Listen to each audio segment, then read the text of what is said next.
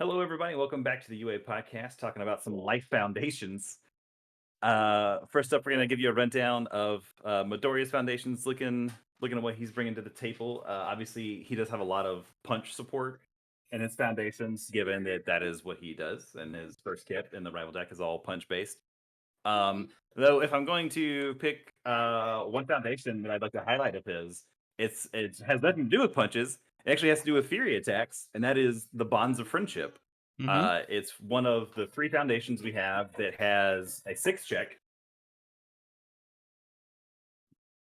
and is also a 1 diff and has a +1 high block and is actually pretty useful to give a Fury attack -3 damage. There's a lot of Fury attacks. Um, So I think it's always going to be useful. And even if it's your opponent's not playing Fury attacks, there's a lot of cards, a lot of other foundations in the life suite that you might play that gives you an opportunity to either destroy or flip foundations. So this would be a good target for that, for something like Tight Lipped or something like Yeah. that. Yeah. Um, I I really like passing the torch. We'll pause for a second all right. and I'll edit that out. There we go. Hang on.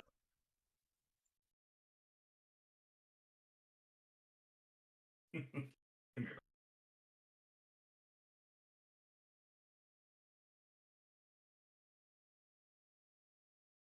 Boom. Okay. he There we go. said he said we're feeling good now. Hmm. But yeah, I really like passing the torch. 2/5 foundation that just draws you a card. If you have no cards in hand, it draws two cards.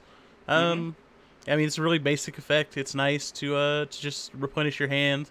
It's particularly good on your opponent's turn because you can kind of like draw and then untap and then have them ready again, Hmm. and gives you options to play defense with. But it's also good against if you're playing against characters like the promo All Might that gets plus speed equal to the cards in your hand. It lets you like play down to having fewer cards in hand, and if you have to empty your hand, you can just draw two back up.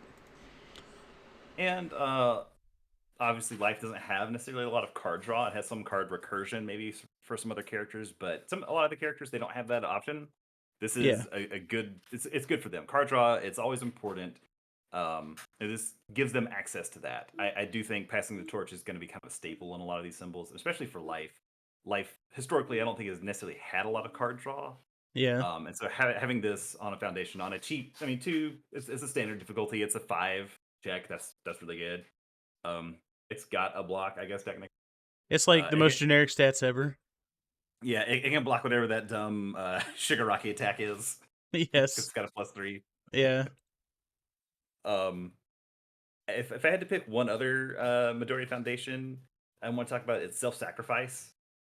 A 1/5 for a +1 low. That's really good. I know. I feel like a lot of newer players look at this card and they're like, I don't understand why I want to destroy my own foundations for just +1 or -1 damage. It's really useful to keep you out of deadlock if you need to, and also just like, hey, I've got to survive. I'm gonna die if I take one more damage, so I'll just blow something up. Um, yeah. There's a lot of cards that flip and exhaust mhm, themselves after you've used them one time. So this is a good mhm, way to get those out. Let you fill your staging area back up with cards that actually do something mhm. for you again. Yep. Also, in the terms of life doesn't really have necessarily a whole lot of damage pumps, so this is a good outlet for that if you have life. Yeah, If you're playing thinking about a life character. So I would definitely also consider self-sacrifice in pretty much any life deck I'm playing right now. yeah, for sure. Mhm, He's got some solid other foundations, but we'll go on over to Momo. mhm, Um, so I mean, if you're gonna play Momo, I think you obviously are putting four Rising Starlets in your deck because it's one of the mhm. two weapon foundations that actually exist right now, and it actually does something useful. Gains you a health every Yeah. time you build it, and it lets you build a weapon asset or foundation from your card pool face up. Mhm. So yeah, I think this is probably her best foundation, especially in her. But uh, generically, her best foundation I probably would say is a precious lesson. But Yeah, it, I think this I don't yeah. know. It's hard I to don't say. know. yeah, her foundations are not bringing much to the table at the moment. Like you said, it's kind of really based around her. If you're making a Momo deck, you're probably going to look at some of these. But even something like start with the basics. It's your weapon attack gets +1 speed and +2 damage. I think maybe if it didn't have the weapon attack restriction on it, maybe you might look at it more, and maybe it was like a one diff or something. Yeah. But her attacks, or not her attacks, her foundations are just not really up to par. I think a lot of the other characters. Yeah, and I think that's probably intentional because you got to be careful with a character like her just having Mm-hmm. access to being able to like tutor and build a million things during the turn.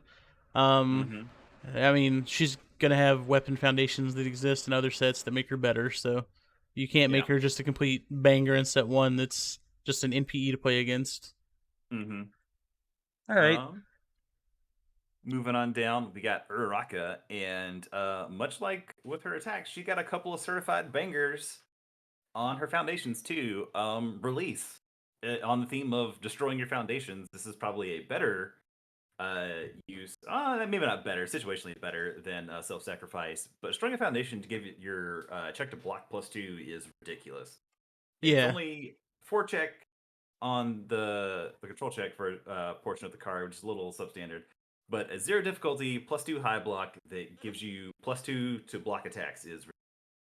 Yeah, this is a really solid spam foundation. The forecheck, like you said, is really the only thing holding it back from being just amazing. But anything that lets you play defense better is really good.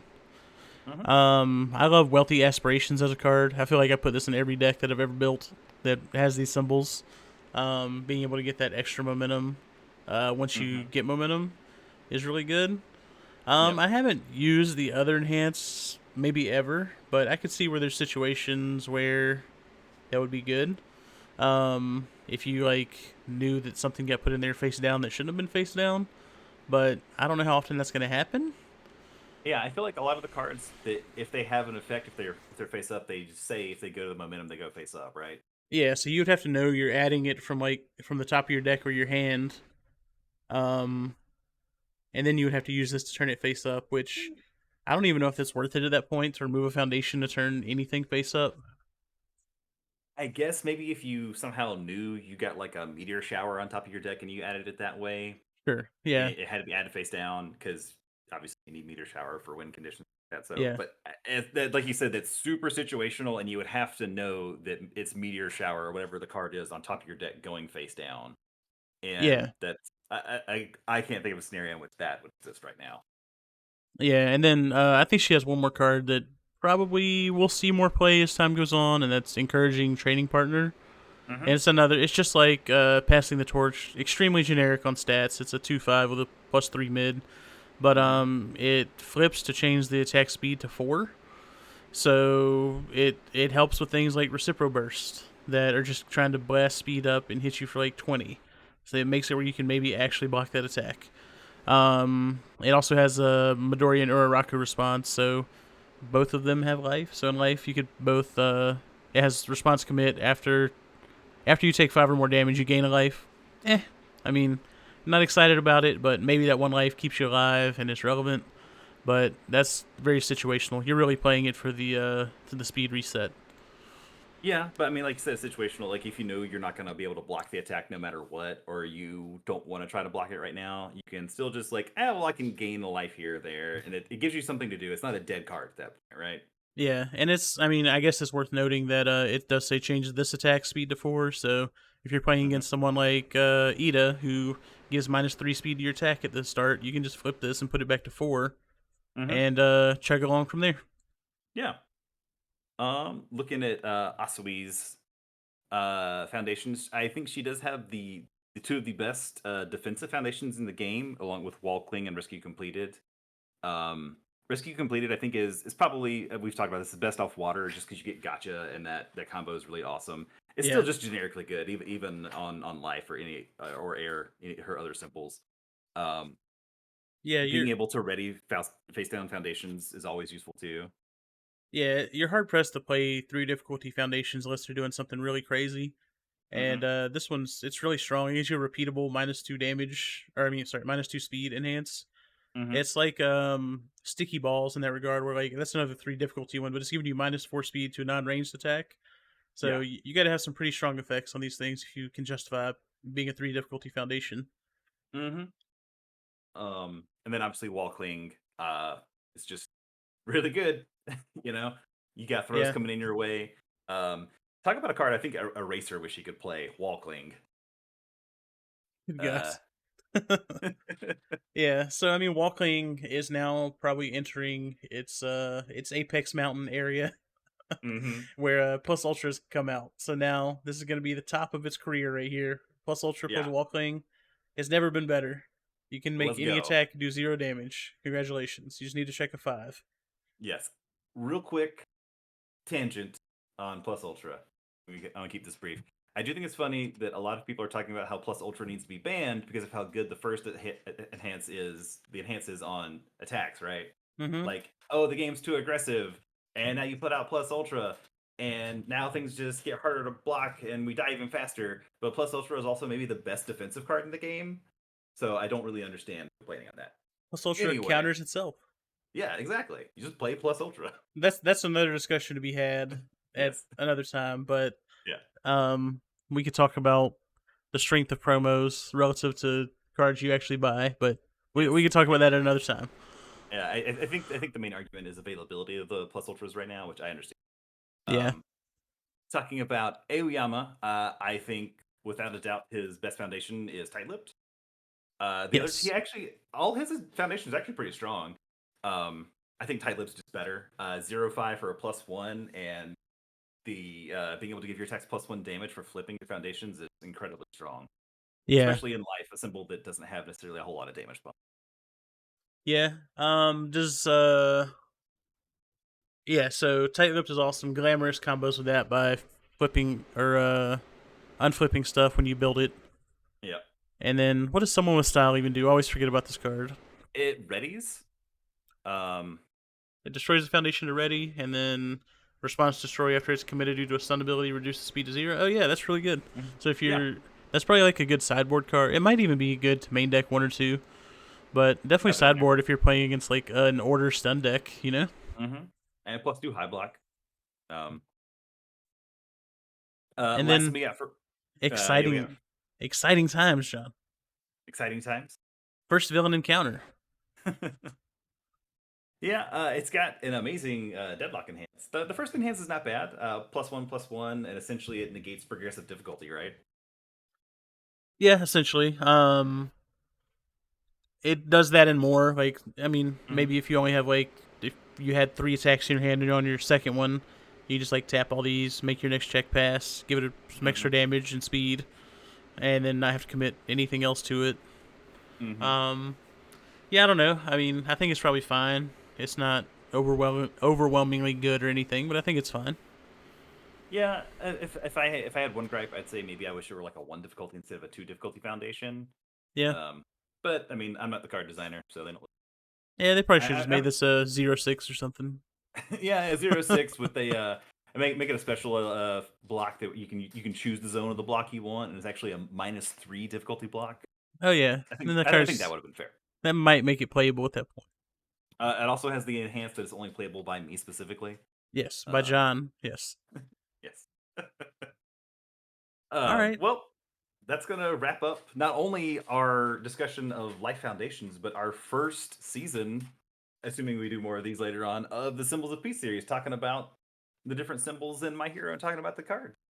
Um, I appreciate you guys listening to us, and we appreciate your feedback. We really do want to make everything better. So let us know what we can do better. Ryan, closing thoughts on the pod. I was wondering what this was on my Oh, it's my just mic. yeah, it's just meatball. Me pulling their legs in the air. Yeah. I was looking at my mic and I'm like, what is that? Um, yeah, I mean, just to echo what John was saying. Thanks for listening. Thanks for watching. We're into the new year, and as you've noticed this week, we've done the videos and stuff a little differently. So hopefully you're enjoying the more digestible size content. Hmm. We do have some things planned coming down the pipe that we're excited to tell you guys about when the time is right. Um, but in the meantime, We are actually trying to find some people that have built communities in their area from scratch, and looking to get some people on the podcast to talk about that. So if you know anyone who's built a strong community for My Hero, um, and they wouldn't mind talking to us on the pod, have them reach out to us. Just leave a comment on Facebook or YouTube or Discord, like anywhere you want to get a hold Yeah. of us. We're just we want to talk to some people and highlight some communities that have been built, and give you guys an opportunity to talk about your successes and your struggles and everything like that. Yeah. And coming up, obviously, I think when this comes out, probably the first real official My Hero OP event will have happened, the Discord tournament. We'll kind of go over that probably at some point, assuming it goes off okay. Yeah, so we're Wednesday, the webcam weekly, like you're saying. Hmm. On Thursday, John will be interviewing me, the winner of that event. Calling it right now. I'll probably be sleeping by the time that event's over. To be honest. Yeah. Well, appreciate you guys coming along for the ride and listening, and hope you enjoyed it. And have a great day. Have a good one. Mhm.